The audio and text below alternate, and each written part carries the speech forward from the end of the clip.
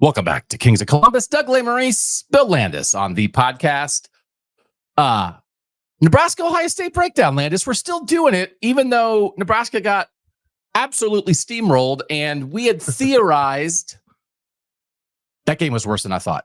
Like going back to rewatch it again, I was like, man, they got destroyed in every facet of the game. So anyway, maybe that should make Ohio State fans feel better. We had theorized in the preseason, what if this was an undefeated matchup, Ohio State and Nebraska, and instead it's 1 loss versus 2 loss. They're both coming off losses in their last game. So it's not quite what it could have been. It is not quite what it could have been. And even in the alternative universe where it was unbeaten versus unbeaten, I still kind of viewed it as past Ohio State Nebraska games where we have seen Nebraska like come to Ohio Stadium as a top 10 team and then kind of get its doors blown off. Like it would have certainly had more intrigue to it if both these teams were unbeaten. But I think if you do like an honest football assessment of what both these teams have, certainly it still comes out pretty heavily favoring Ohio State, obviously. A lot of it is just that you think maybe Nebraska has a chance to be good later. And like later, not later this year, later a year or two from now when Dylan Raiola is a more experienced quarterback. But I did as we record this on Wednesday, I did like an hour-long Nebraska show with some guys out there on Tuesday night. And I think there is like a lot of consternation in Nebraska about why this went down. How can Indiana be this good in year one of Curt Cignetti and Nebraska can't even compete? And so there's been a lot of talk. Matt Rhule at Temple, Matt Rhule at Baylor made big jumps in year 2. I think it was a reasonable expectation to think about a big jump at Nebraska. Here in year 2, they still may make a jump because they were 5-7 last year. And so if they go 7-5, that's a jump. But this I don't think is the lurking 9-3 team. Holy moly, they play some really good ball that I really did think they had a chance to be, for sure. I absolutely thought they had a chance to be that team this year. And instead, I think they're going to be, let's make sure we get bowl eligible. Yeah, I thought they had a chance to be that too, but I thought that chance had to include being undefeated at this point, right? Because if you look at the way their schedule stacks up, once it gets to Ohio State and then afterward, I think maybe the only game you look at and it's like, oh yeah, that's a winnable game. Like definitely a winnable game is UCLA. And then the other ones are at best toss-ups, I think, right? But it also wasn't unreasonable to think that Nebraska was going to be 7-0, I guess it would be, right? At this point. Yeah. And it's not. So like it's odd, right? Like what constitutes a quote unquote jump? It's like, I would say improving by 2 wins is pretty good. But I think when Matt Rhule was at Temple and Baylor, it was improving from like 1 win and 2 wins to like 7 wins, right? So that's a much larger jump than Nebraska fans are going to get in year 2 under Matt Rhule.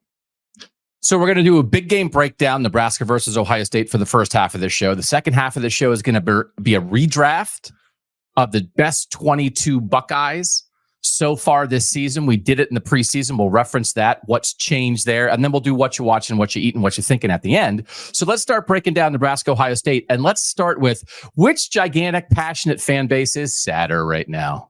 Yeah. It's got to be Nebraska's, right? I mean, it definitely is. It's and again, Nebraska's. I don't know, like, hey, Ohio State fans who are still kind of sad that Ohio State lost to Oregon. Nebraska's sadder. Woo! I don't know if that's exactly like the thought process there. But this is always one of those where, right? Sometimes there's a debate with sports fans. Would you rather lose close or would you rather get your doors blown off? Where it's like, okay, well, I think I always vote for close. And you take away how good the opponent is, because Oregon's better than Indiana, but they're both undefeated and they're both very good. But would you rather lose trying to slide down for the go-ahead field goal with 1 second left, or would you rather lose by 49? I think you'd rather lose close. Nebraska is not happy to be non-competitive in that game. Yeah, I think there's a hopelessness that gets attached to it when you lose as bad as Nebraska did. And I'm not saying that Ohio State fans need to be happy that they merely lost close, right? But I think there was like some sentiment from people even after the Oregon game, like, oh, I'd rather we just got our butts kicked. I was like, I don't know about that.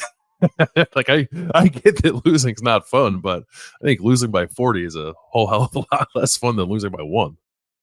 This is a noon game in Ohio Stadium. Ohio State's a 25.5 point favorite.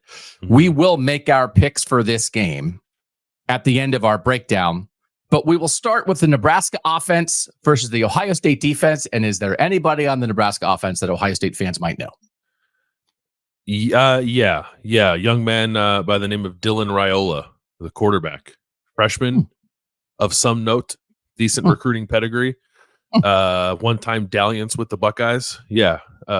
People may have heard of him. Ryan Day was actually, I think, only asked one question about Dylan Raiola on Tuesday, which because he was asked 50 questions about Ohio State's defense, so maybe under different circumstances he would have been asked more about Raiola, but I'm pretty sure the name was only said once, maybe twice, but I think just once. But yes, Dylan Raiola comes to Ohio Stadium.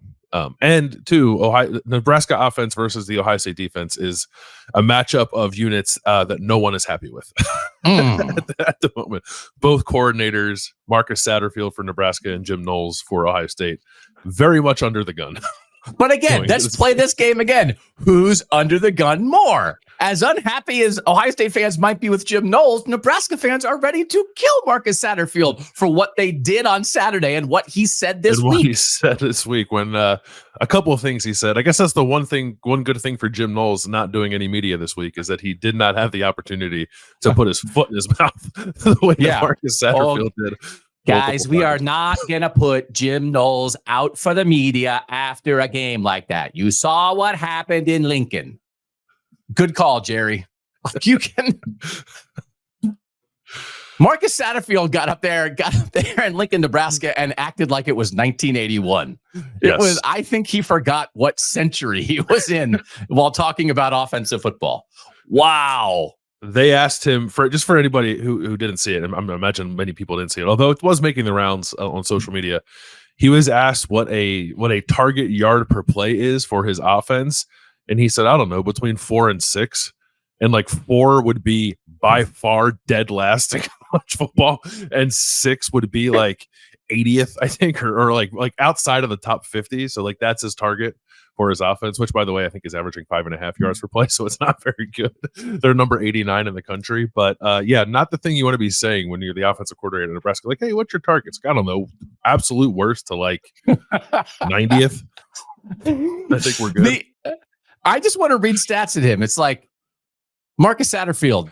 Do you know that Ashton Genty averages 9.9 yards per carry? He'd be like, no way. In this sport, is he a robot? It's like, no, that's good offense in 2024, brother. Yeah. And he was also asked about them running the ball more. And he said, I've got to make sure that I get into the mindset of that in order to win in this league, you have to establish the run game. Through the bye week and through this past week, we're going to get back towards that. So he's learning that running the football is also important in the Big Ten. Well, so to be fair, Nebraska did just arrive in the Big Ten from the Pac-12 this season, so they're still getting used to it. Oh wait, that's UCLA. I don't know, man. People don't have. He's a Matt Rhule guy, right? But people don't necessarily. Nebraska fans aren't necessarily in love with him as the offensive coordinator anyway. Is that correct? Yeah, I don't know that they were in love with the hire when it was initially made. This is his second year there with Matt Rhule.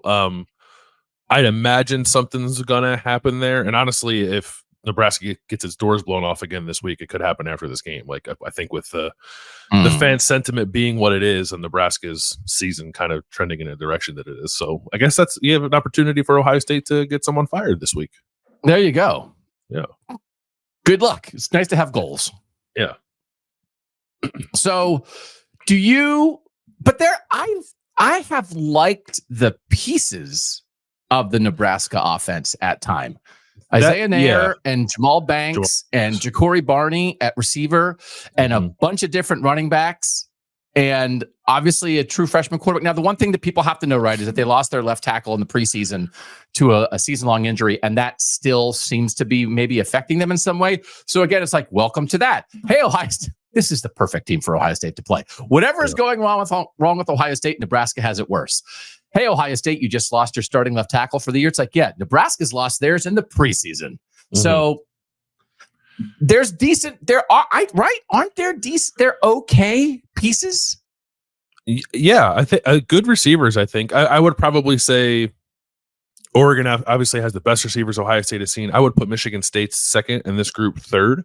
Isaiah Nair at a time was like a really productive college player when he was at Wyoming, and then he went to Texas, and like it didn't quite work out there. And now he's at Nebraska, and he's playing okay. He's playing pretty well. Ja'Cory Barney, I think, is probably the one to worry about the most. He's a true freshman, and he leads the team. It's weird. He leads the team in targets or receptions, I think, in targets, but is like 5th in yardage. It's kind of an odd dynamic.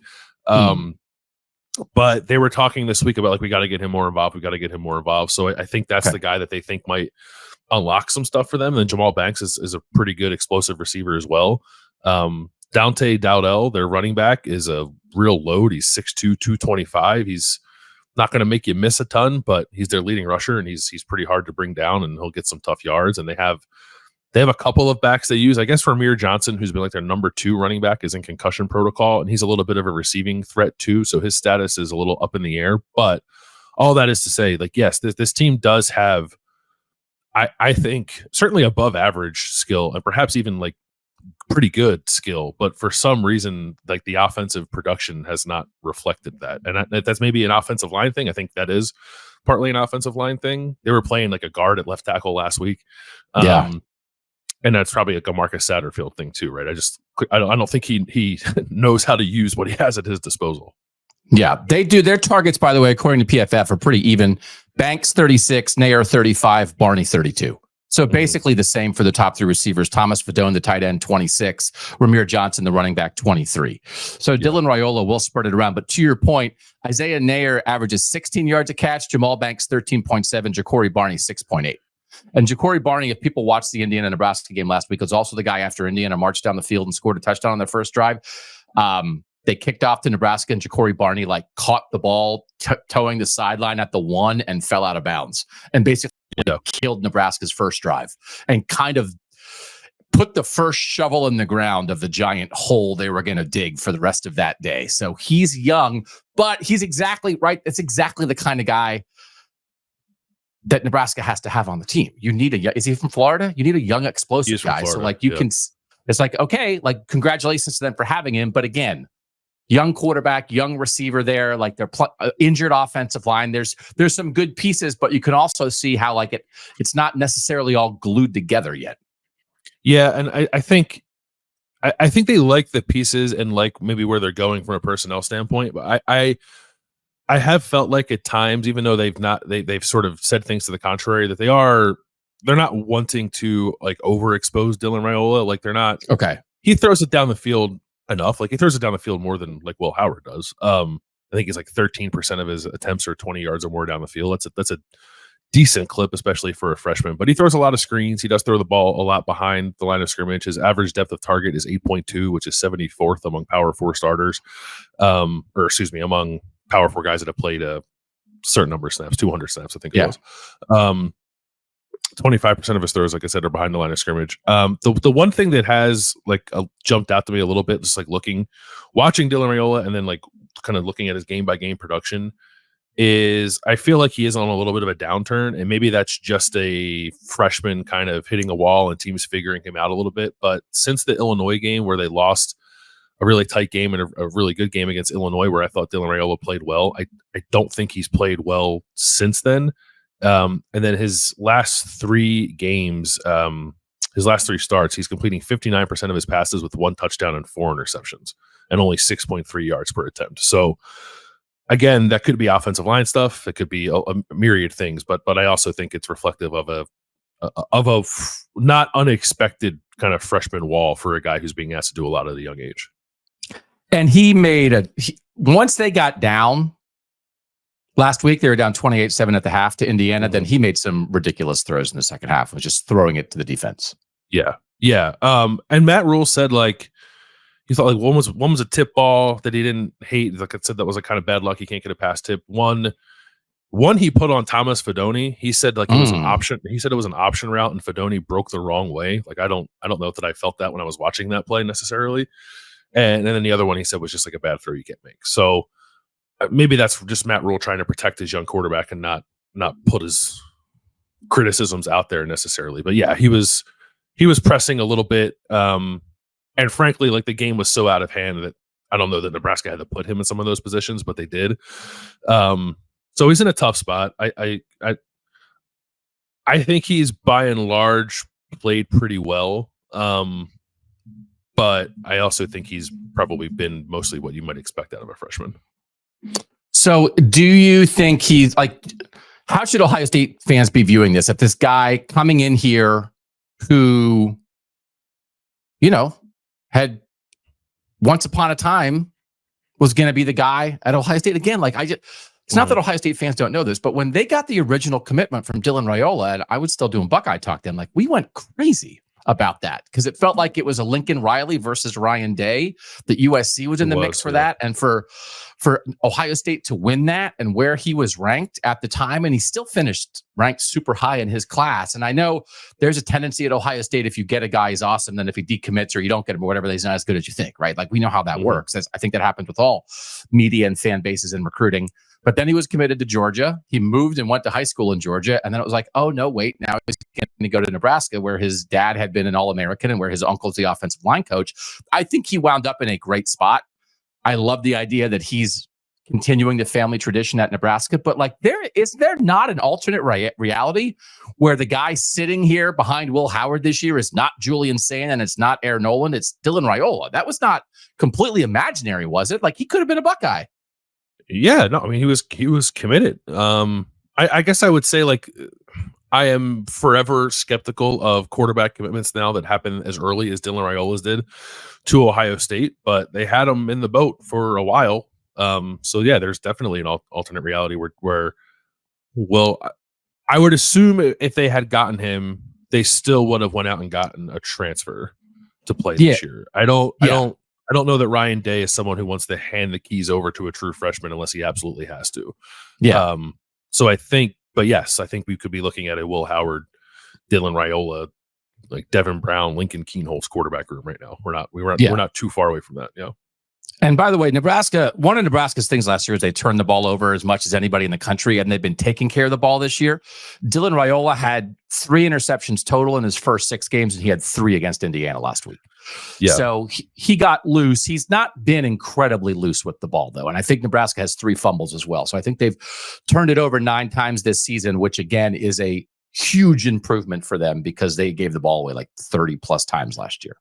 And they gave it away 5 times against Indiana. Like that's they gave it away 5 times against Indiana and turned it over on downs twice. So like they gave an Indiana team that was scoring every time and had the ball 7 possessions.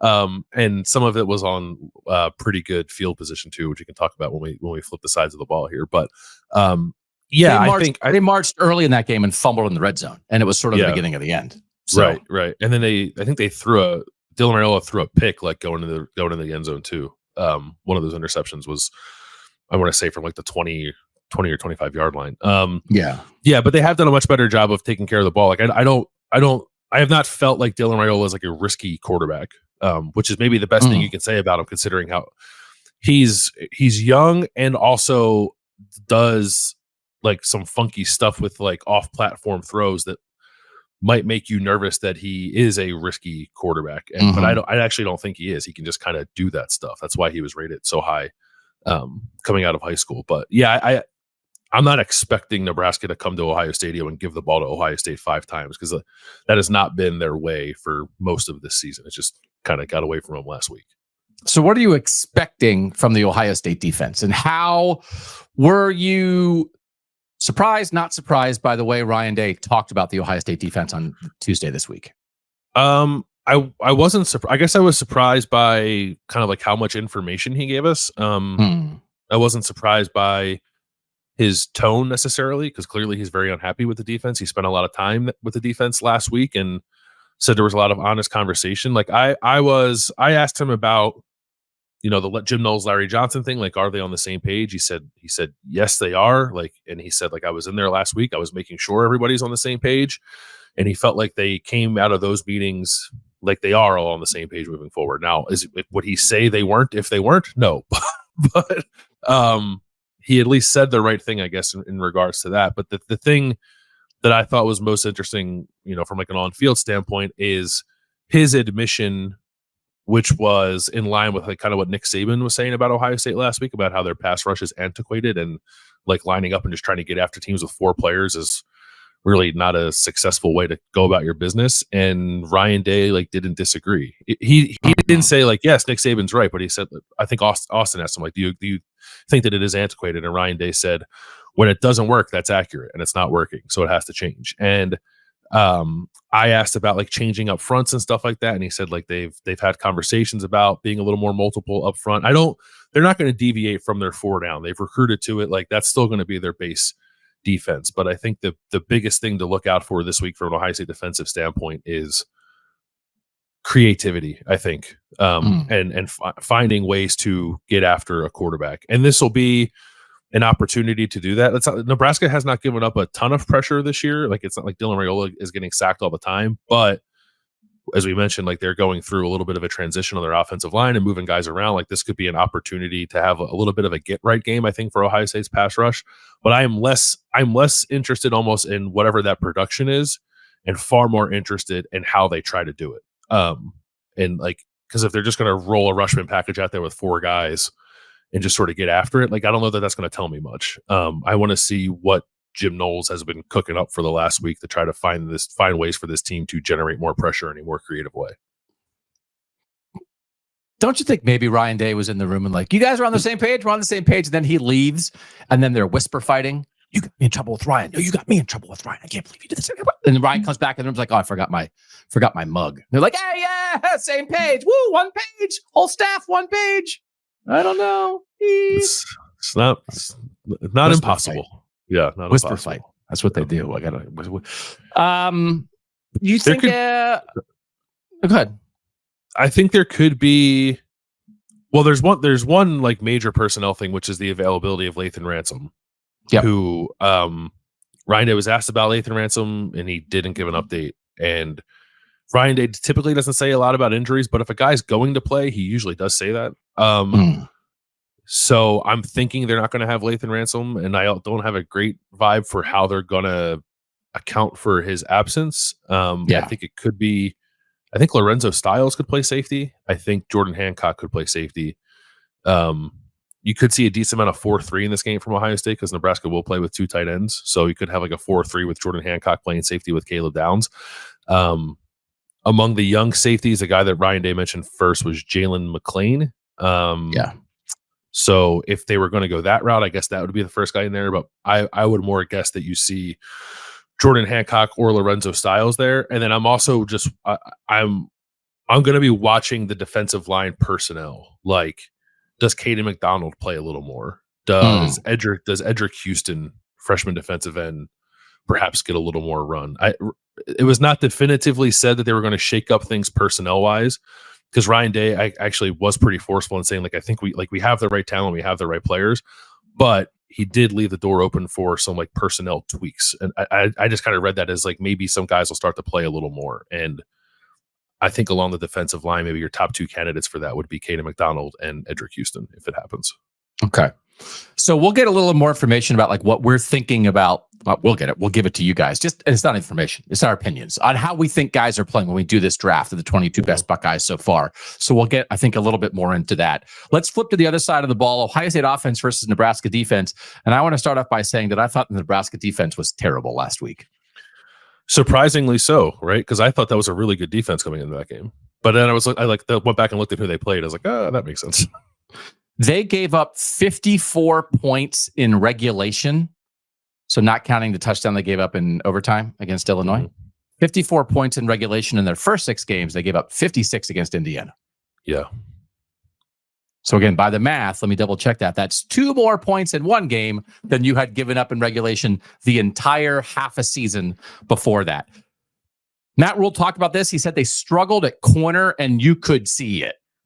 He was talking about losing out on 50-50 balls. They had a guy, Tommy Hill, come back last week who'd been out for like 3 weeks with plantar fasciitis. I thought you could see him playing timidly. He looked like a guy to me that was coming back from a foot injury. And I thought that showed up against the run. He talked about there was a 3rd and 1 on Indiana's first drive. And Matt Rhule said we had an unblocked defender. And like watching it, it's not exactly like a completely unblocked guy, but Tommy Hill was that unblocked guy at corner. He was kind of off to the side of the running back. He wasn't right in front of him, but he's the guy who had a chance to make the tackle to force a fourth down, and instead Justice Ellison ran for like 60 yards. And so it's one of those like, okay, well, if you make that, so like, and then that kind of thing, then he was saying they lost like every 50-50 ball. Curtis Work was hitting back shoulders to guys in the sideline all day, and the corners were just getting smoked. And then they had to play off coverage because they were getting beaten one-on-one, and then they had free access throws all day. And it was just a big amalgamation of everything that could go wrong, did go wrong at corner for them. And like, that's where it started. They could have some changes there. They might be getting a guy named Bly Hill back, who was hurt in the spring game and was going to be a starting corner, probably as a transfer from St. Francis. He has not played all year, but he might start in this game. And so basically, like, all their corners were terrible. Like, they just had an awful game. And part of it's because Curtis Work picked them apart. But if you look at passing play success rate, on passing plays, how often do you do what you want to do, right? We like the success rate, Bill. Mm-hmm. The number 1 offense in the country is Indiana. The number 2 offense in the country is Ohio State. So an offensive passing attack that does what it wants to do, picked apart Nebraska, and now Ohio State's the same kind of thing. And I think they might pick apart Nebraska. Yeah, I think that's probably going to be the case too. I like Tommy Hill is a really good corner. Like, he's going to play in the NFL, but did not have a good game, and maybe he's perhaps too hurt to play. And I don't know. Sierra Wright was like playing for him while he was hurt and was playing well, but then I also I didn't think like really no one in the secondary played well. No, Marcus Buford had a bad game. Like, it just nobody played well. Yeah, the corners allowed 15 catches on 18 targets in that game. They were getting picked apart. So it's like, and I like Indiana's receivers quite a bit. I like Jeremiah Smith and Emeka more, right? So, and I even like Carnell Tate more. So I don't know that there's a lot of opportunity there for Nebraska to slow down this passing attack. And it could also, like, it's getting perhaps a guy back. Deshaun Singleton, one of its starting safeties, is in concussion protocol as well. So his availability is a little up in the air. So they could be like gaining a guy back and losing a starter at safety. I think that's probably it, right, for Nebraska's defense. I don't know that they have the dudes to stop Ohio State throwing the ball unless they're really going to get after Will Howard somehow, some way. So Indiana was 24 of 30 for 280 yards and 3 touchdowns, and their starting quarterback only played a half because he got hurt. So they just did whatever they wanted to throwing the ball. And then I also thought they weren't good against the run. And they didn't look physical. Like Tony White, who's a very respected defensive coordinator for them, that was a big hire for Matt Rhule to bring him in last year, was just saying like that they had like a lot of tough conversations about the way they had, but it just watching Indiana, Nebraska, I just thought defensively looked downhill and looked aggressive, and Nebraska looked tentative. And there was a lot of confidence talk this week by Nebraska about they just didn't play that way. Matt Rhule said he thought they started playing not to lose instead of to win. He blamed himself for that. So they got down early. And again, Matt Rhule said it was only 14-7, kind of late in the second quarter. And then it just like it completely got away from them. But they were on their heels the whole game, especially defensively. And so they have a couple good guys up front, right? Ty Robinson, Nash Hutmaker, like we get it, but I don't think they're going to be able to stop Ohio State doing this either. As we said, Ohio State in passing plays is number 2 in success rate. On rushing plays, they're number 7 in success rate. So they are a balanced offense that often does what it wants to do. They do have a guy named James. If we're curious about, obviously, what's going to happen, how Zen Mahalski is going to play at left tackle. James Robinson is almost like a situational pass rusher on the edge for Nebraska, but he has 23 pressures. He leads them. As a situational guy, that's actually like in the top 10 in the Power 4 for edge rusher pressures for them. So like that could be a little bit of an interesting matchup. I do feel like probably they're better up the middle than they are on the edge. I just overall don't know that this is much of a test for the Ohio State offense. It's less of a test than I was envisioning a couple of weeks ago. That's for sure. I guess I think the defensive tackles for Nebraska are really good, and like I think their linebackers are pretty good, and the secondary, maybe with the exception of Marcus Buford, I thought like had been playing well for most of the season, and it all comes within the context of like the only other even were somewhat potent offenses that had faced before Indiana were Illinois and Colorado. And Colorado couldn't block them. So like that was just like a non-starter for Colorado. I don't think that'll be an issue for Ohio State. It wasn't an issue for Indiana. So maybe this defense is slightly better than we're giving it credit for based off the game it just had. But as you said, it wasn't like Indiana was struggling to move the ball no matter the situation. Like Indiana did have 2 scoring touchdown drives of 19 yards, another of 43 yards, and one of 51 yards. So 4 touchdown drives came on what I would consider short fields. Yeah. But Indiana, I think, also got like 82% of its available yards in the game. When it had to drive the ball, it also drove the ball. So it's not like that was the only way they scored. So I don't see a lot of pathways for Nebraska to stop Ohio State either. I'm mostly just wondering how Ohio State might like try to ease Zen Michalski into this new role as the starting left tackle, and if we maybe see like a heavy run game script from Chip Kelly, even with all the passing success that Indiana had against Nebraska last week, like how much drop back do you want to do when you have a brand new left tackle in there? Yeah, the Nebraska run defense, like efficiency stats and stuff, again, are not great. So like they have some guys. This again, just to double check on that, James Robinson, 23 pressures off the edge. He had 6 against Colorado and 9 against Rutgers. He's tied for second in the Big Ten in pressures among edge rushers. So again, like I think that makes sense, but I think this. I mean, we're going to watch every single. I don't even know what's going to be happening with the other 10 players. We're just going to be watching Zen Michalski all day, right? That's how you watch this game.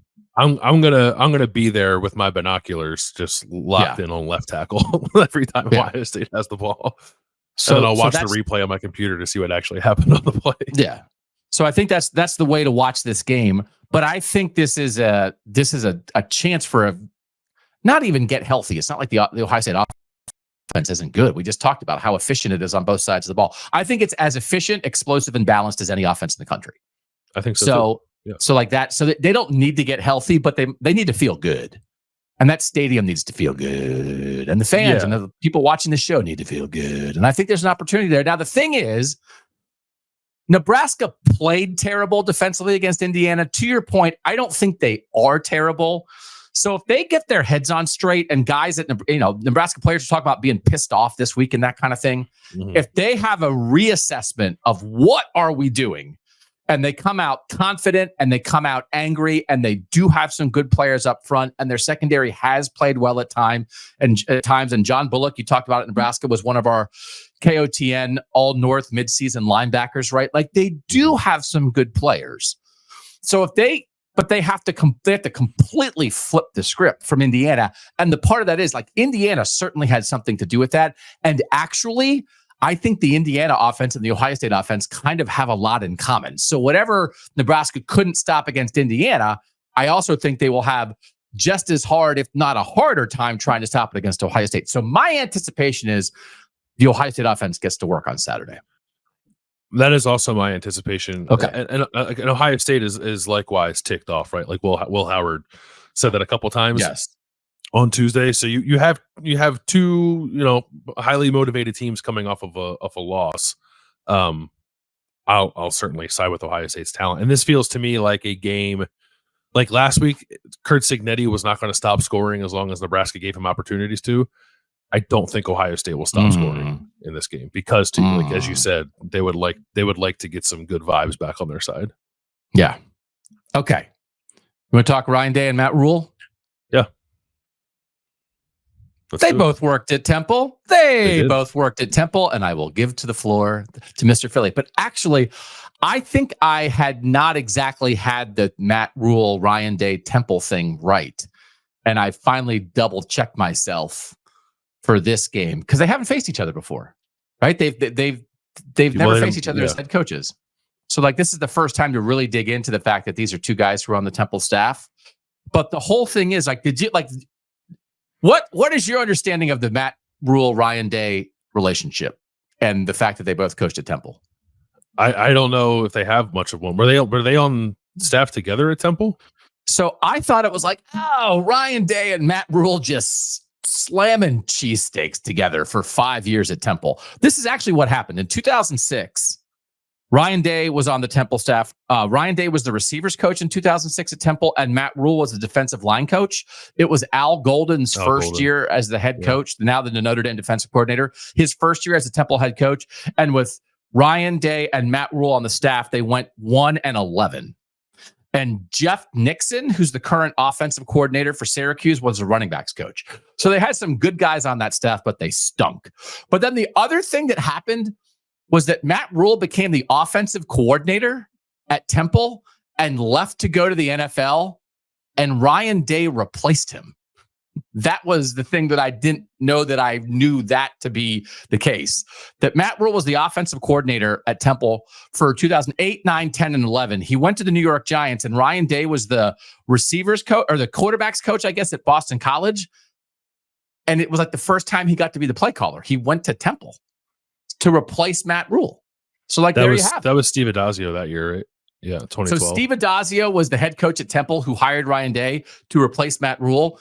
And then after that year, it was Steve Adazio's second year at Temple. He left to take the BC job. And then he took Ryan Day back to Boston College. And that's how Ryan Day became the offensive coordinator at Boston College. So like his resume is like a bunch of Boston College, 1 year at Temple, back to Boston College. It's like, why did Ryan Day do that? It's like, well, he's from New England and he went to Temple to be for a chance to be a play caller for this first time. And then he just followed the head coach, who's Steve Adazio, who's Urban's guy, who had been Urban's offensive coordinator at Florida when Ryan Day was a GA at Florida early on. That's how he got into Steve Adazio, Urban Meyer orbit. So anyway, how about that, Philly boy? I covered Temple very briefly, but I missed all of that. I covered Temple for like 4 games, I think, or maybe 3 games in the fall of 2011. So that was Adazio's first year. And Matt Rhule's last year. No, was that right? Matt Rhule, offensive coordinator 11, right? Yeah, I guess so. Yeah, Wikipedia has it wrong. Wikipedia says that Scott Loeffler was their OC, but I guess that's not right. Maybe they had co-OCs. But yeah, I covered a couple games that year. Remember they had a really good running back named Bernard Pierce, who was awesome. Look at you. How did we not have a Philly guy roundtable on Kings of Columbus this week with you and Ryan Day and Matt Rhule and Jerry Emig, who also worked at Temple. SID at Temple, just chopping it up. Old Temple stories on Kings of Columbus. Can you imagine how many tens of listeners we would have gotten for that?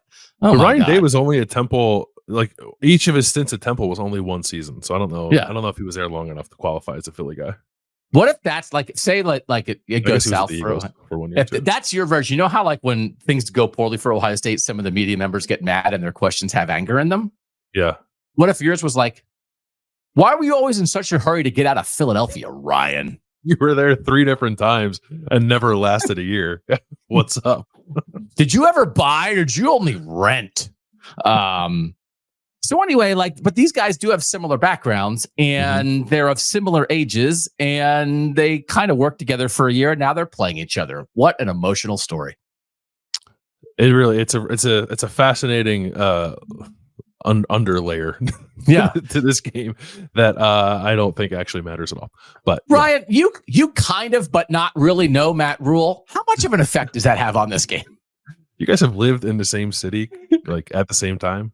He might have subletted his apartment. That actually would be the story. Ryan is like, oh my God. Yeah. Tuesday was not a time to ask Ryan Day if he sublet at Matt Rhule's apartment. Yeah.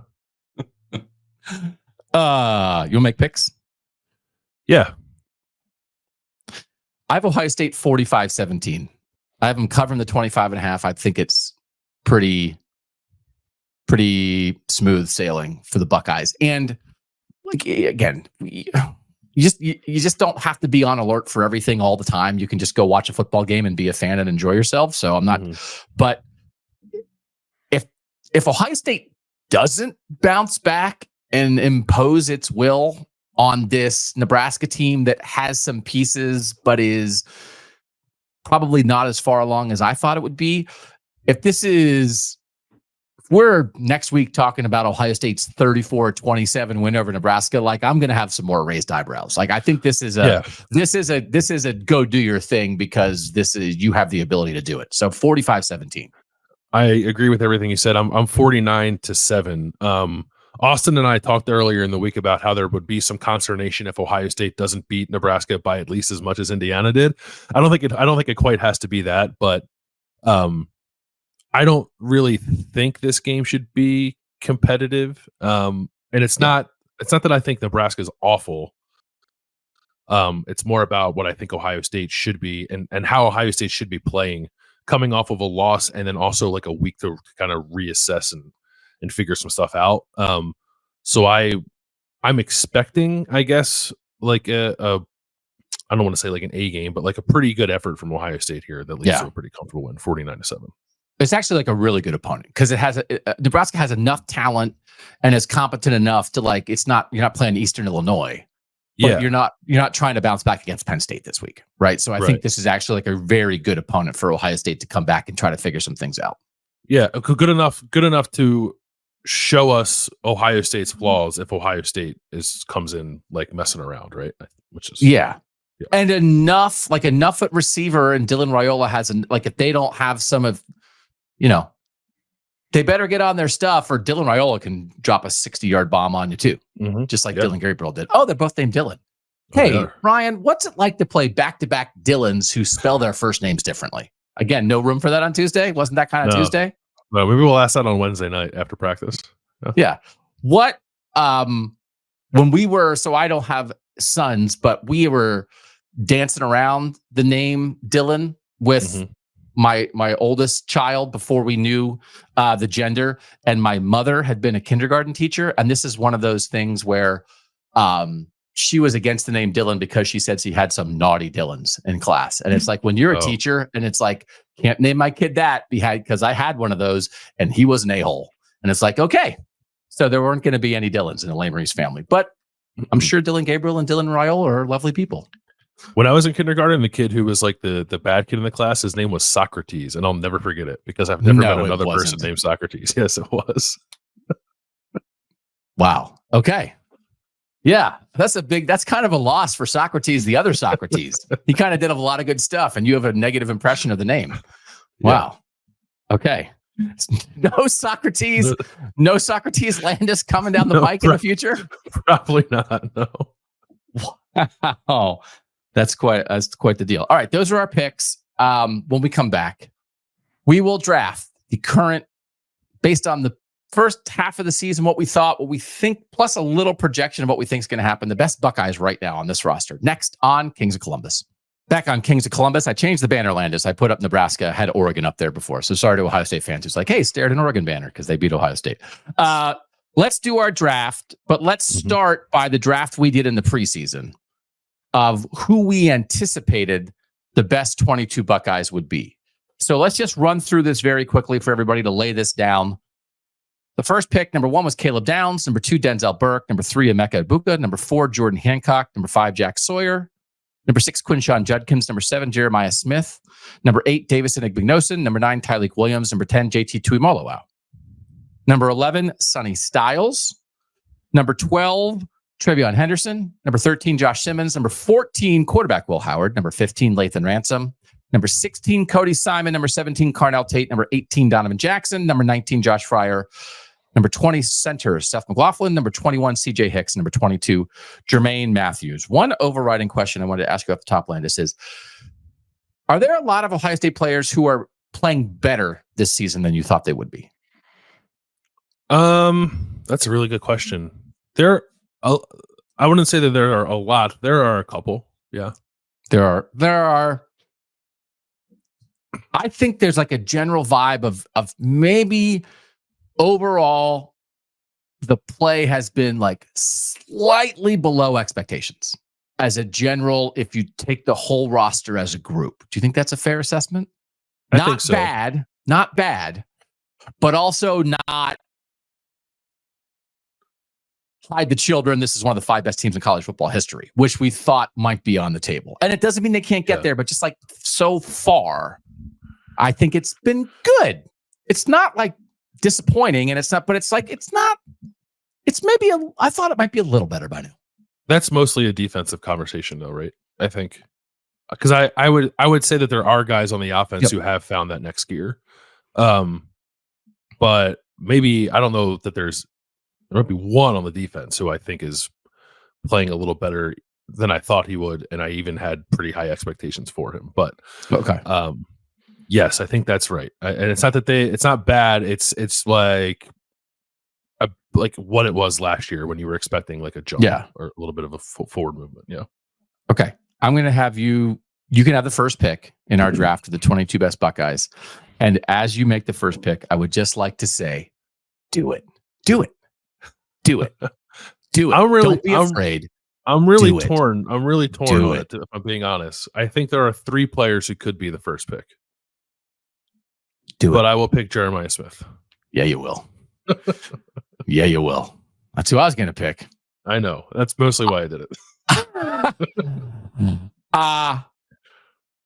Let's have a conversation of Jeremiah Smith versus Jamar Chase. Who would you rather have on this Ohio State team? Like the Marvin Harrison Jr. conversation is so wired. Who would you rather have? Jeremiah Smith or 27-year-old Jerry Rice? Who would you rather have on this Ohio State team right now? There is a conversation, like the best player, the most important, the best at his job, the biggest contribution. It's not quite the guy you would miss the most because they do have good receivers. Mm-hmm. So Josh Simmons is very high on that list because they don't have as much depth at offensive tackle as they do at receiver. But it was not a hard decision for me. Now you've got, it was for me. You've got both feet in on Ohio State. I'm have a foot dangling in the Boston College pond. So, but exceeding expectations. We're gonna we'll do stars. I'm gonna put little stars next to the names of everybody we draft who is exceeding expectations. This guy is exceeding expectations. Definitely, yeah. But I do think.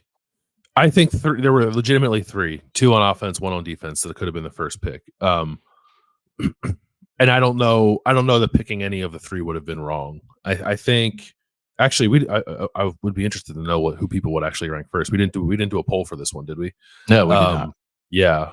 I'll do it after the fact. Afterward, the fact. Yeah. I'll be curious to see that. So we have so much going on. I apologize. We do. There's really we're going to the Pitt Syracuse game on Thursday night for KOTN. Plus, you're going to Ohio State Nebraska on Saturday. That you said, yeah. Mm-hmm. That wasn't a passive aggressive criticism of you not doing it. No. I feel bad. That would have been a good. I didn't even think of it. Sometimes there's things I think of, and it's like, oh, then I don't do it because I'm a ding dong. But like that was like, oh, I should have done that. We often do that.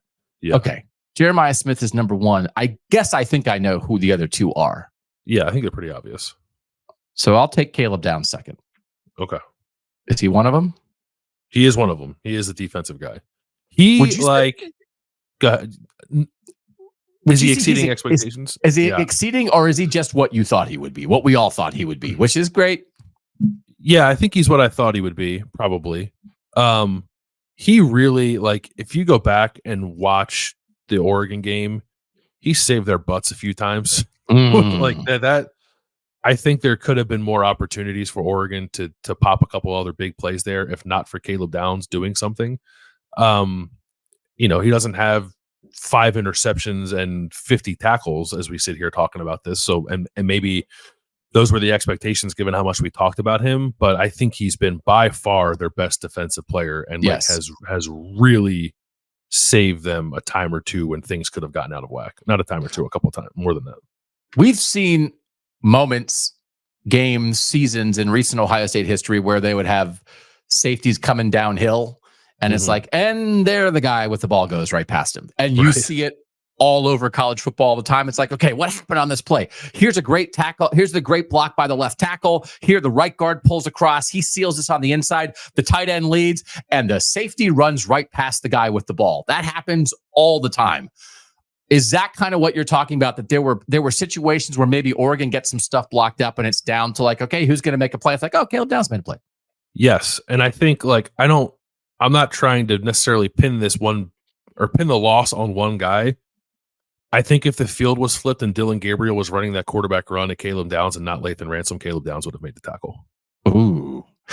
And that's why they didn't run that way. Downs. Yeah. Good ball. Good ball scheming. Yeah. Okay. So I think the other guy is obvious. So who's your third pick?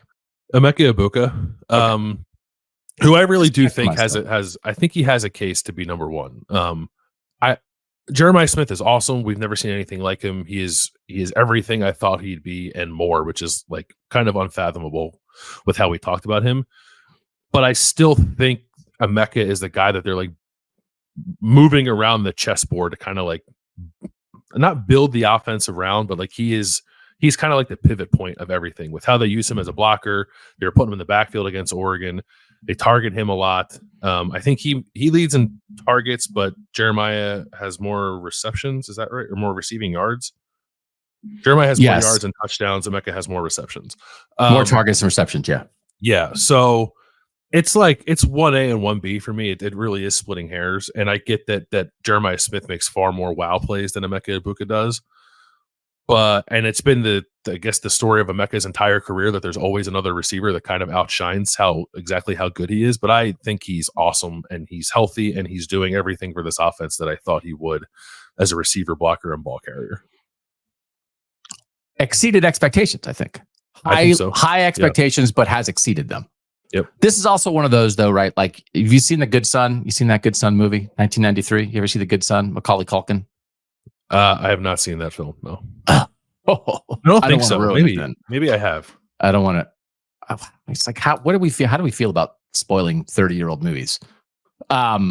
But this. I've seen this movie. Yes, I've seen this movie. Yeah. If Ryan Day was hanging over the edge of a cliff and he was holding Jeremiah Smith with one hand and Emeka Egbuka with the other hand, Ryan Day would stare deeply into the eyes of Emeka Egbuka and say, "I love you. I love everything you've done with for this program. You'll never be forgotten." And then drop him in a second and hold Jeremiah with both hands. Like, right? Like, what are we? This is nothing. I love you. And then if it was like, then Brian Hartline falls off the cliff. And it's like, oh my God, everyone's falling off the cliff. He's got one hand on Jeremiah and one hand on Brian Hartline. It's like, Hart, what are you doing? Let him go. You have to save Jeremiah Smith. So as much as you say Emeka has a case for number one, and he does, we said we think Jeremiah Smith is better than Jerry Rice in his prime. Landis, we did not. I think you nodded your head. So, by the way, Emeka Egbuka, 40 catches for 526. Jeremiah Smith, 32 catches for 553. Mm-hmm. So, that's a strong top three. Is it not? I think and it's so, like a really good. You got a fourth-year guy, you got a second-year guy, you got a first-year guy. They're all going to be great NFL players, but like they're skilled. Like it's a really good top three, and I have no idea where to go from here. Is there a fourth? Here's who I think I'm going to take fourth. I think it might be the guy who has exceeded expectations the most on this team. Maybe not coach expectations, but fan base expectations. I'll take Seth McLaughlin. Yeah, I like it. I think is that right? O-line guy, is that correct? He's definitely exceed expectations, right? Definitely exceed expectations, and I think you're right that he has exceeded them the most. Myself included, like we're just like, really, that guy? You're taking the guy that couldn't snap the ball against Michigan to come save your offensive line, and he's been great. So yeah, I think you're right. And at a crucial position, and I think for as well as Josh Simmons played, it's like, why is the offensive line better? It's veteran center versus inexperienced center is the number one reason why everything is glued together more tightly, and so he is doing his job at an incredibly high and important level, and so. He was on the AP's midseason All-American team, and I think because he was such a high-profile transfer, only because of the struggles that he had in front of everyone in the Rose Bowl against Michigan, that I think because of that, if he continues to play at the level that he's been playing at, or perhaps even something better, I think he's got a real shot to win the Remington Trophy. Oh, okay. Interesting. Yeah. Okay. That's good. Would you vote for that? I do not vote for that. I actually don't know who votes for that. Yeah. Probably old centers. I don't know. Yeah, probably. All right. Number 5. Who? Number 5, I will take. And by the way, Seth McLaughlin was 18th. Yes. In the preseason list, was 18th in the preseason list. Caleb Downs was first. He's now second. And Jeremiah Smith was 4, 5, 6, 7th. And I think we felt nuts taking him that high, and now he's number 1. So there you have it. Correct. And Emeka was third in the preseason and is third now. This might be a little bit of a reach, but I also think he's played really well and exceeded expectations people had for him. I'll take Will Howard. Okay. He was 2019, 18, 17, 16, 15, 14, 13, 12th, 12, 13, 14. No, he was 14th. 14th. Okay. Yeah. Okay. I don't think that's wrong. And I think he has exceeded expectations. I'm also just like pretty down on Ohio State's defense. So like, I don't want, I want to make a point and not take defensive players after Caleb. I don't know where else you go. We had some trepidation, right? Like we were cautious with Will Howard in the preseason, just like we were cautious with Kyle McCord in the preseason the year before, because like you didn't know. Mm-hmm. So I think this is very reasonable and like good for Ohio State. That's like, hey, who's one of your 5 best players? Our quarterback. We're Ohio State. Oh, okay, that's how it should be. Yeah, and he's coming off his best game, right? If we did this before the Oregon game, I would have had Will Howard higher than 14th. I don't think I would be picking him here, but I thought he was very good against Oregon. I know the last play, whatever, but biggest game he's ever played in, and like maybe the best game he's played in his career. Yeah. Oh, I was looking at my list wrong. Seth McLaughlin was actually 20th in the preseason. Okay. So Will Howard was 14th. Okay. Will Howard 5, I think, is good. I do really honestly think it's very difficult here. And I think because there is a great batch of players who had very high expectations and have been fine. Mm-hmm. But most of them have been a little below what we expected, maybe some of them somewhat significantly below. And it's just like a big mishmash of dudes. So I think there are still 2 guys who stand out who you would say have not been under expectations at all. They've either met them or slightly exceeded, I think. But I do think it can be hard to judge them, and I'm curious if we pick them together. So I'll take Quinshon Judkins. Yep. And I think probably like I'm closer to maybe met expectations than exceeded, but very good. Like very, very good. I'm closer to met than exceeded as well. The fumble against Oregon doesn't help the evaluation there, right? That was a pretty crucial turnover. But that play aside, he's been very good and about what I expected for Ohio State. I'll take Travion Henderson in tandem with him. The next pick. Yeah. Good. Okay.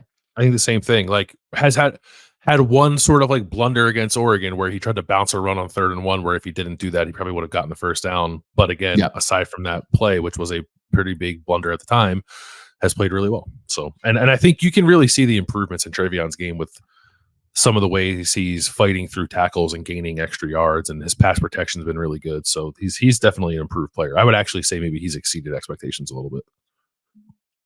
I think that's fair. Travion 176 offensive snaps, Quinshon 161. Travion 52 carries, 424. Quinshon 71 carries, 491. Have not thrown it to Travion as much as I thought. 8 catches for 23. Quinshon actually has more receiving yards, 7 for 67. 81.8 rushing yards per game for Judkins is 46th in the country. 70.7 yards per game for Henderson is 61st in the country. If you combined Travion Henderson and Quinshon Judkins, that's 123 carries for 915 yards, a 7.4 yard average. That would be 3rd in the nation if they were a single back for total rushing yards. Ashton Genty is 126 for 1248. So it's the same number of carries and he has 300 more yards. So he's averaging 9.9. And Caleb Johnson for Iowa has basically the same number of carries, 132 for 1,035. He's averaging 7.8. But those would be the only 2 guys ahead of them if you squished them together. So I think that rushing production is exactly what they were hoping for. Yeah, I think that's right. Yeah, they and they were hoping for more against Oregon, right? That's a number that would be over 1,000 if Ohio State ran the ball out the way I think it should have run the ball against Oregon. Yeah. Okay. Pick 8 to me. I'll pass. Pass. Okay. I'll also pass. So it's pick 8 back to you. This is where we're now into. I really don't know. So I think we need to draft based on like what guys have done so far. There's some projection, but I don't want to penalize guys for what they're not going to do in the future too much. So I'll take Josh Simmons, which is a reminder of like Ohio State just lost their 8th best player. Yeah, I think that's right. I think based off the quality of play, you could have taken Simmons ahead of McLaughlin. I think McLaughlin gets a little bit of a boost for just how much he's like helped settle things at the center position, but Simmons has been really good. Simmons, I knew that the draft buzz for Simmons was considerable and growing. So we were doing the Rooster show on Tuesday, and I took a quick glance at the TV, and Mel Kiper had Josh Simmons number 25 overall on his big board. Like he and I think like people in the Woody were very much viewing Josh Simmons as a guy who was on a first round draft pick trajectory. Which I thought was possible, but I don't know that I would have bet on, even with how well he was playing. Yeah. Interesting. I'll be curious, like what this is. Obviously, it increases the chances of Josh Simmons coming back. You don't ever want to, it's like, oh, something bad happened to you. It might be good for the team, but that'll be a very interesting conversation for December when we get to that point of what this means for Josh Simmons' future. Also exceed expectations, I think. Is that fair? It definitely exceed mine. Yeah, I think so. All right, number 9. So he was number 13 in the preseason. He's 8 now. Who you got now at 9? I think I will go to the defense now. I guess I'll actually pick the guy who was 9th for us last time. I'll pick Tyleik Williams. Yeah, I think that's right. I think if you go by PFF grades, there are 2 defensive players who are rated higher than him. We got a couple game sample size of what life looks like without him, which I think really showed us what his value is. And could he have played better against Oregon? I think that's probably a fair criticism. Everyone on the defense could have, and but he's a pretty important piece to that defense. Like you pull him out of that mix, and I don't really know what you're going to do with defensive tackle. So I'll take Tyleik. I think that's right. He's only played 153 snaps because he missed those 2 games. Caleb Downs leads the defense with 319. Now he wasn't going to have 300 because they rotated defensive tackle, but like they've missed him when he hasn't been there, right? Like this is you felt his absence. So I think he's probably more like meet expectations, and then you throw in missing 2 games with injury, and that hurts. But he's still a player, and I think that's right. And again, he checks in right where he was in the preseason.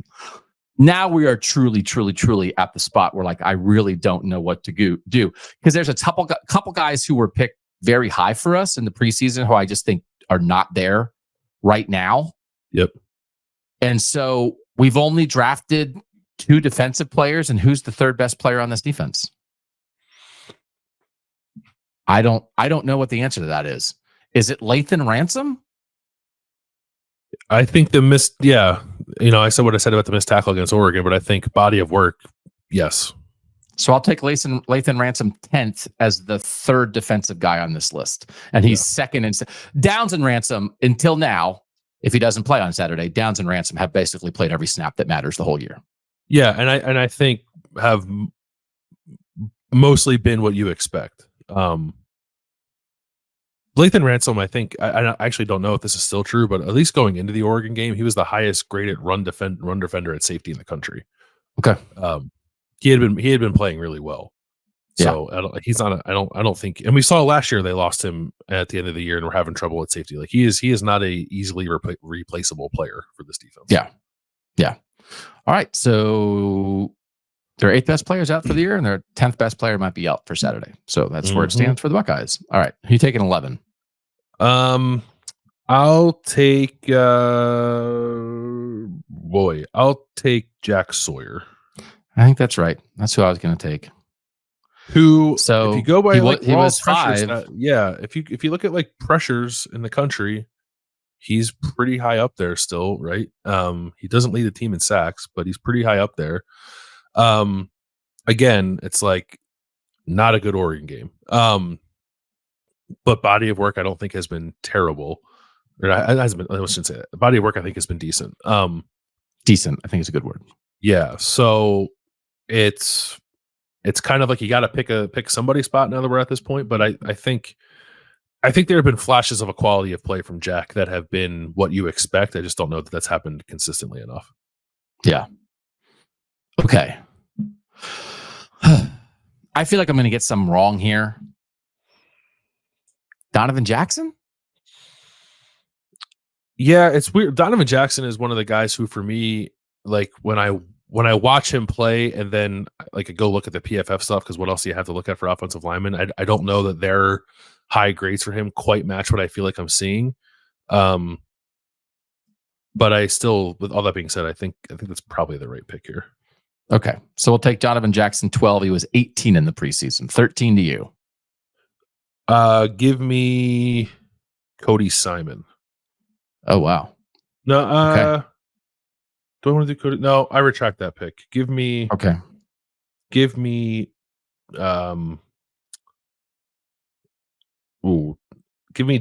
Tuimoloau. Okay. Yeah. Which I think you can hear the reason for the exercise in our voices. That I think in the preseason, we were like, we can't do this. There's so many good players. We are fighting at spot 17 among guys who might be third round picks. And now we got past 10 and we're like, I don't know who to pick. So it's that general, it's not terrible, but there are not as many guys jumping off the page of like, oh my God, I got to take that guy. That's just, I think that's just a reality, especially defensively. JT leads in sacks and TFLs. And he was credited with 7 pressures against Oregon. Again, like I don't know that my eyes showed me that, but it's we've talked so much about the lack of sack production, and I've sort of been like, yeah, but it's distracting you from how good these guys are in other areas. Like the longer we keep having that conversation, like the less I believe it. Right. So I think he's been fine, but I think at best has met expectations and perhaps come a little short of them. Yeah. I'm trying to think if there's been another Ohio State player who was like a good winning player, but wasn't really ever exactly what people wanted him to be, who's also had the name JT. Just trying to think if there's anybody that would leap to mind of that who I could think of. So I'll take Sonny Styles because I think he's headed the right direction. And I think that's a point well made. If we did this exercise 3 weeks ago, I don't know that we'd pick Sonny Styles. Right. But I think since that was the Michigan State game, like played really well against Iowa, and I actually thought played pretty well against Oregon. I think he is on an upward trajectory and has been maybe their best linebacker in the last couple of games. Yes, that's what I'm thinking. So he was 11th in the preseason. He's 14th here. Who do you have 15? I'll take Cody Simon now. Okay. Yeah, who I think has probably met expectations. Like I think we knew what Cody Simon was, and I think he's been that, which is not a player that's going to like blow your doors off, but I think if you ask him to do traditional linebacker things, he's fairly solid. And that's why we're picking him 15th here. We had him 16th in the preseason. I'll take Carnell Tate, who's blocking his butt off and just doesn't get thrown the ball all that much. Yeah, that's a good pick. And I'm wondering if we'll see him get the ball thrown his way a little more in the second half of the season.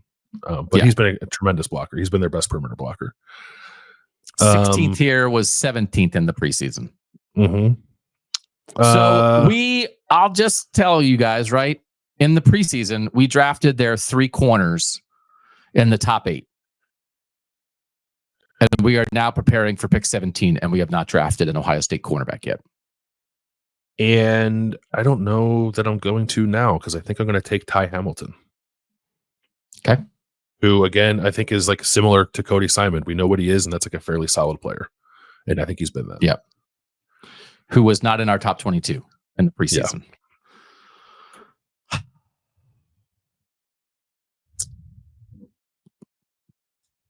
Davison Igbinosun? I think I'll take Davison Igbinosun. He'd be the one that I would take first of the 3 right now. So I think that's right. Yeah. So we'll take him at 18, and he was 8th in the preseason. Yeah.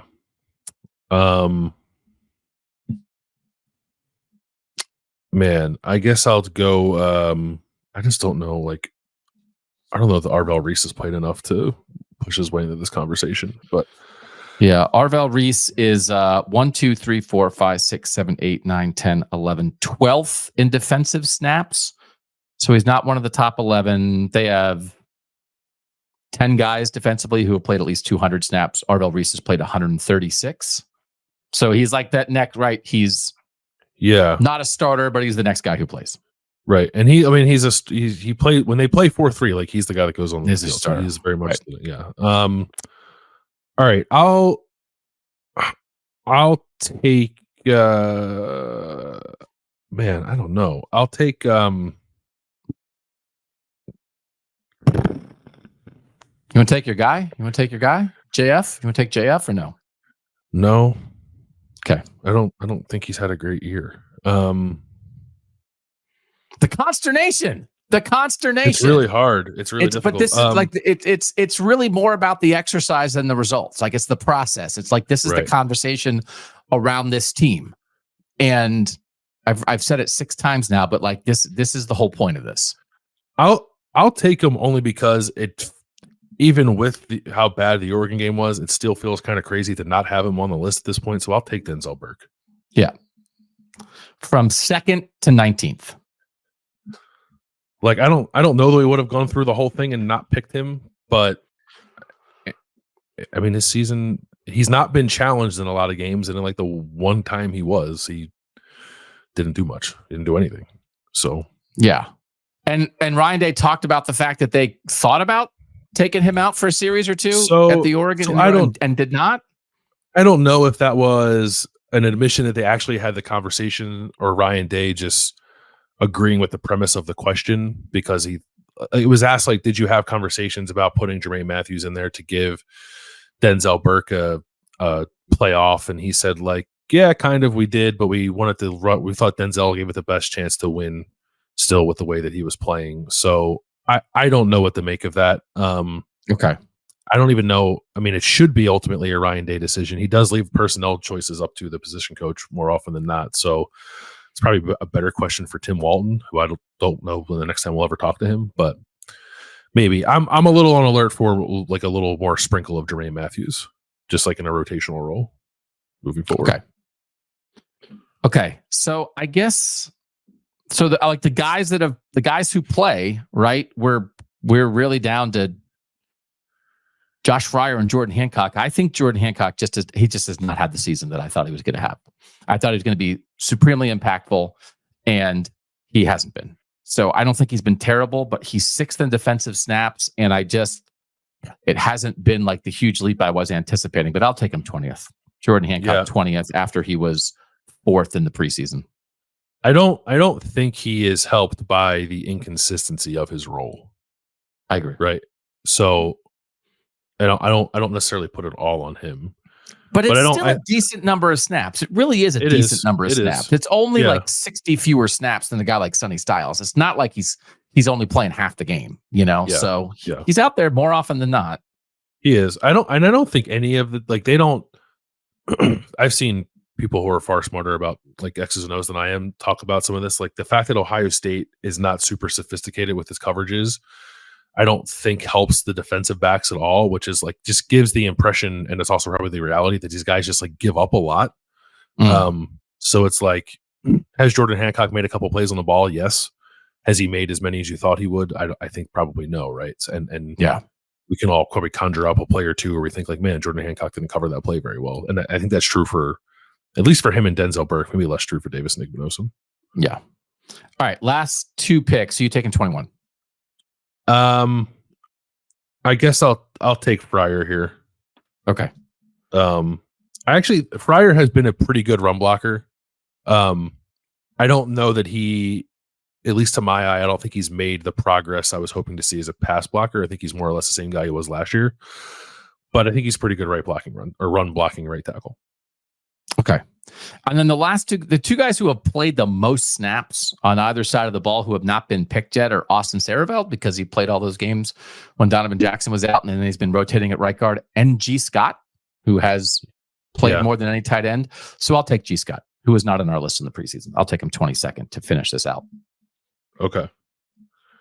I think there will be people upset that maybe we didn't pick Caden McDonald. But the reason I didn't pick him is more about what's happened to this point, which is like, I agree that he should play more. And I think that if he did play more, I think he'd be a pretty high impact player for this defense. Okay. but I don't know that I'm 100% confident that he will play more. So that's why I didn't pick him. Okay. And the reason I didn't pick him is because that's your job. So that's fair. Yeah.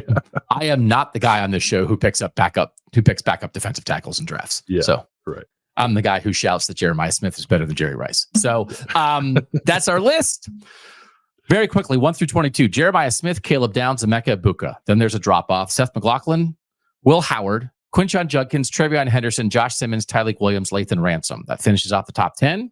Jack Sawyer, 11. Donovan Jackson, JT Tuimoloau, Sonny Styles, Cody Simon, Carnell Tate, Ty Hamilton, Davison Igbignosin, Denzel Burke, Jordan Hancock. We wound up taking the 3 corners right in a row.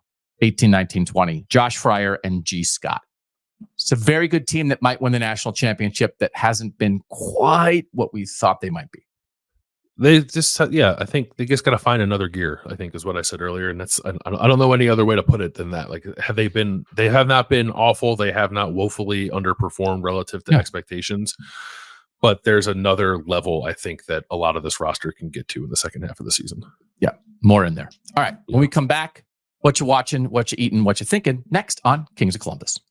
Doug and Bill back on Kings of Columbus. Give us a thumbs up, subscribe, tell a friend, make sure you're tuned in to the podcast channel for all your Ohio State football needs. What you watching, Landis?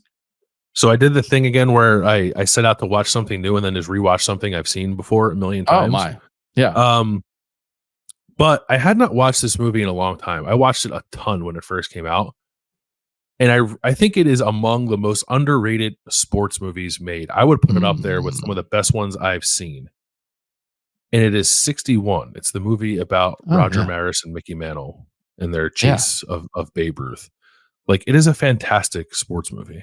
And I don't know why. I certainly didn't plop down on my couch at 10:30 p.m. expecting to watch 61 on Tuesday night, but that's what I did.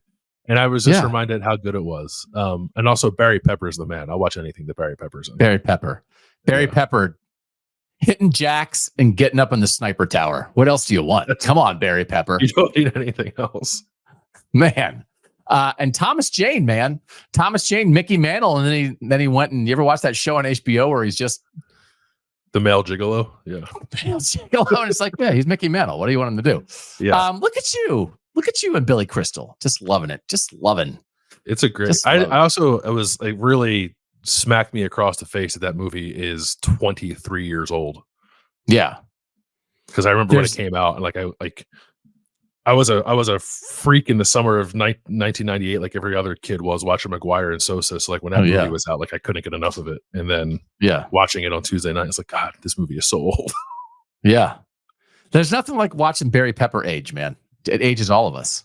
So that's a good one. So it's just on like Max, like you can just go in there and find it and watch it whenever you want. I was just surfing through, and it was one of the things that was suggested to me. It's like, I guess I'll watch this again. Yeah. Oh, my favorite show is surf through the Max app to look at all the movies they have on there and do that for 25 minutes and then watch none of them. Yeah. So it wasn't a great selection. I was like, I need that? I guess I can watch every Batman movie ever made, but I don't really want to do that. Yeah. So, good. Baseball movie. Yeah, it is a good baseball movie. It's good. Mm-hmm. Plus they have buzz cuts. So they do have buzz cuts. So I think I'm like the Apple TV algorithm, which is like just an old guy. So I don't think I've talked. Have you watched Shrinking? It's the second I have season not. of it. I would like just to. Came out. Yeah. So it's just what it's like. Jason Segel, speaking of guys who show their junk, it's Jason Segel who showed his junk in Forgetting Sarah Marshall, and Indiana Jones just sitting around talking about therapy. It's like, okay, I have a surprise for you. Dun, dun, dun, dun. Talk about therapy. It's like, oh, okay, I guess this is what I am now. There was a time when I love Jason Segel, but now he just wears cardigans and talks about his feelings. What's wrong with a cardigan? Like, this is where I am now. And I guess that I could watch Harrison Ford fly the Millennium Falcon, or I could watch him sit on a couch and help someone overcome their trauma. I guess that's better than the Millennium Falcon. So it is an interesting show. I'm not sure it's fun. like it's like it's well acted and it's finely crafted, and it's just like, oh, hey, let's bang out another 51 minutes about therapy. So it's like I'm not against therapy. I might be against like, because it's not Tony Soprano therapy. It's like, all right, do like 15 minutes of therapy, then go smash somebody's head against the curb. They don't smash it. Just as a heads up, Harrison Ford does not smash anybody's head against the curb in this show. They just talk about feelings. So I guess I recommend it. So people seem to like it. People seem to enjoy it. Right. So I like the one. I am like, he's how good is Jason Segel, right? So it's like you want your Jason Segel, and I'm just waiting for the Moon Show to come back, man. The Moon Show is not on Apple TV right now. They're in between seasons, so I got to watch what I can. I guess I could go back and rewatch the Moon Show, that's a show. I need to watch that show too. There's a lot of shows. You know what they do on Apple? You know what they do on the Moon Show, which is called For All Mankind? They talk about feelings on the moon. So it's kind of like you could talk about feelings in a suburban California strip mall office, or you can talk about feelings on the moon. Because every show, frankly, is talking about feelings. Have you ever watched a show where they didn't talk about feelings? Maybe Jackass or something, right? I don't know. Like everything talks about feelings, but usually there's something else. There's feelings and this one's just feelings. So anyway, thumbs up. What are you eating? We went to the Circleville Pumpkin Show last week. It's a great time, by the way. I highly recommend the Circleville Pumpkin Show if you can get down there. And they had a thing called a pumpkin burger, and it was one of those things that's like, I don't know what a pumpkin burger is. I'm even having a hard time imagining what it could be. Give me two of them. And then so we ate them, and they were basically just like sloppy joes, but they were made with like pumpkin puree, like in the mix with the meat, that like gave it a little bit of sweetness to go along with whatever other spice flavors you get with a sloppy joe. And I guess sloppy joes do maybe always have a bit of sweetness to them, but this was a little bit of a different flavor, and it was pretty good. Like it's not something I would ever even think of doing, like mixing pumpkin with something like that, like a pumpkin flavor with something like that. But it worked quite well. It was pretty tasty. I thought pumpkin burger was going to be like a portobello mushroom, just like a nice slice of pumpkin, like on the grill, and that's it. So that it's mixed in is better. Yeah, I don't even. Can you eat pumpkin that way? I don't even know. At a pumpkin festival, you can. Yeah, I thought it was going to be like a burger. Like sometimes you just take a burger that has like a slice of pineapple on it, like a burger with like a slice of pumpkin on top of it. It's like, I'll pay $6 for this to find out what it is. But if that's what it is, I'm not going to eat it. But it turned out to just be a pumpkin sloppy joe that was pretty good.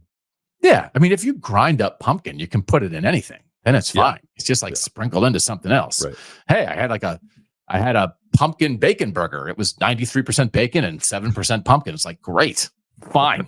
Just don't make it 93% pumpkin. So Max and Irma's, right? Ohio restaurant chain, basically dead. I think dead. It's been dead. I don't know of one. Yeah. It's open. There's one in Lancaster, Ohio. Okay. So on Saturday, my daughter had a band competition down that way in Nelsonville, Ohio. And so like I circled it. It was like, we are going to Max and Irma's. And I do think my favorite soup in the world is the chicken tortilla soup at Max and Irma's. Mm-hmm. And it just absolutely lived up to it. And also they have a Jim Cordell jersey in that Max and Irma's in Lancaster, Ohio. A signed Jim Cordell New York Giants Super Bowl jersey. I almost was going to call Jim Cordell, be like, I see your jersey again. So Jim Cordell looks at his phone like, oh, someone must be at Max and Irma's again. It is. It might be my favorite restaurant in Ohio. I don't even know why it still exists when the whole rest of the chain died. But so like Zoop, the fast casual chain Zoop, right, which is a soup restaurant. Like there was one near us and it died, and now the one that's a little bit farther away from us is also dying. And what are we as a country if we cannot keep a fast casual soup chain alive? Is that really where we are? We can't eat enough soup to sustain these restaurants. I want to eat fast casual soup at least once a week, and I can't pull it. But every time we would go in there, it'd be dead, absolutely dead. Aren't we enough of a soup nation, Landis, to support this? What's wrong with us? I'd like to think so. I can't help but wonder if the increasing warm temperatures might have something to do with it. Like, are you an all season soup eater? Because I'm not. There is a soup season, and I go hard during soup season. Yeah. But I don't want the turkey pot pie soup in the middle of July. You know what I mean? Oh man. So you want it to be like a fall pop-up, except fall is only like 7 days now. Well, winter too. Like a hearty soup in the dead of winter. I like that. I am an all-season soup eater. I am not an all-season chili eater. So I apply that standard to chili. I don't want to eat July chili. That's fair. Yeah, neither do I. Yeah. But I lump chili season and soup season are the same for me. Okay. I think chili is heartier enough. That's because there are some hearty soups there. They have like what is it? Like a green pepper soup with like a stuffed pepper soup with the meat and the peppers in there. That's like my favorite one. But they have some like good Mexican soups and stuff. Like I just, chicken tortilla soup and enchilada soup and that kind of thing. It's just spectacular and it's dying and it makes me sad on the inside. Yeah. What are you thinking about? This probably qualifies as what you're watching too. But I guess I just have a question. Like, does the NFL suck now? Oh, I feel like I watch the NFL football like mostly to do something and turn my brain off and also to get angry at Nick Sirianni. But yeah, so I don't watch it as closely or follow it as closely as I used to. But I feel like every game, like if I'm watching Red Zone, it's like, oh, we're going to a score update. It's 11-6. And I was like, every like, it's just like the football to me is like, it could not be less entertaining than it is. Like college football, I think is a far better product right now than the NFL. And I don't know how that happened because I don't know. Maybe that's always been the case. And I never realized it until now, because I'm watching more college football and less NFL football. But I just really feel like I turn on the NFL, like, well, this is boring. I don't want to watch this. I absolutely had that same feeling this week, and I couldn't tell either. Is it because I'm consumed with college football and now trying to intently watch 28 different teams? But also, it's like BYU, Oklahoma State, or Chiefs, Chargers. BYU, Oklahoma State, 100 times out of 100. Yes. I also think it's weird that the Chiefs are the last undefeated team and also not very good. It's very confusing. I find it annoying, actually, more than anything. Yeah. They shove the Chiefs down our throat, and it's like, I know this team stinks. I don't want to watch this team play. Give me the Lions. Like, no joke, not joking. You know who has to save the NFL and actually might be in the process of doing so? Not a joke. CJ Stroud. Yeah. CJ Stroud. I mean, he's like, that's like real. Mm-hmm. Like, oh, we're sick of the Chiefs. They're not that good. Who's going to rise up? The Texans. Oh, okay. Mahomes is still awesome. He's in the discussion for among the greatest quarterbacks ever. But like, who's the challenger? CJ Stroud. Mm-hmm. Who is like a face of the franchise, face of the league, absolute baller on the field, and an excellent dude off the field that you want representing your sport and your team. CJ Stroud. Yeah. So like that might be where we are. My last thing quickly is I am officially at the stage. You know how when you watch mob movies or stuff like that, when the guys sit down to eat the pasta, they all take their shirts off and they eat it in their t-shirts. Mm-hmm. There was a time when I didn't understand that, and I am 1,000% at take your shirt off, eat pasta in your t-shirt stage when you get to 50. Yeah. Are you there? If you and the family were sitting down in like a nice spaghetti meal, would you take your shirt off? No, I'm not quite there, but I understand why, because I definitely spill things on myself more than I used to. Yeah. But also, even with the pasta sauce, with the red sauce, you don't even have to spill. You don't even have to do anything wrong. You just are bringing it up. You just get a little splatter, and you just get the little pin-size splatter on your shirt. Can you imagine if I saw splattered this shirt? I'm as soon as we're done the show, I'm taking this shirt off. I'm walking around bare-chested for the rest of the day, just like shoveling spaghetti in my mouth. You can't live that way. So you just have to reach a point where you value your shirt more than your dignity. And that stage for me was age 51. So I don't care who's in the room, right? I could have the governor of Ohio could be here, and I'd be like, I'm sorry, it's pasta. What do you want me to, and I'm taking the shirt off. Like, what are we doing here? So you'll get there someday, my friend. And the first time that you do, please think of me. It is interesting, right? How people evolve, because when my child's eating pasta, his shirt's off because he's going to get sauce all over his clothes. And then you hit a certain age where you stop doing that. And then for like 40 years, you wear a shirt. and then you can turn 51 and you're back to being a toddler eating spaghetti with no shirt on. That's crazy. Yeah. That would be a good off-season show. The ways in which Bill's young son and Doug are exactly alike. Yeah. And that's just one of them. Okay. That's it for this Kings of Columbus. We certainly appreciate you guys being here every week. We will have a Sunday morning, early Sunday afternoon, Kings of Columbus Sunday sound off after the Ohio State Nebraska game. Lots of coverage this week of the Buckeyes and Cornhuskers on the podcast YouTube channel and podcast channel. And of course, we would invite you, if you have not sampled it very much, to join us on Kings of the North, where we do that live Monday through Thursday, noon Eastern on YouTube, and the post-game show, which is really if you're just vibing after a Saturday of college football, because we're talking about the best Northern games. Ohio State's in that discussion for sure, but there's a lot of great Northern games that we're talking about. We'll do that 11 p.m. Eastern on Saturday night. For our producer, Mike Yorstowski, who makes us look good and sound good, he's Bill Landis. I'm Doug Lesmerises, and that was Kings of Columbus.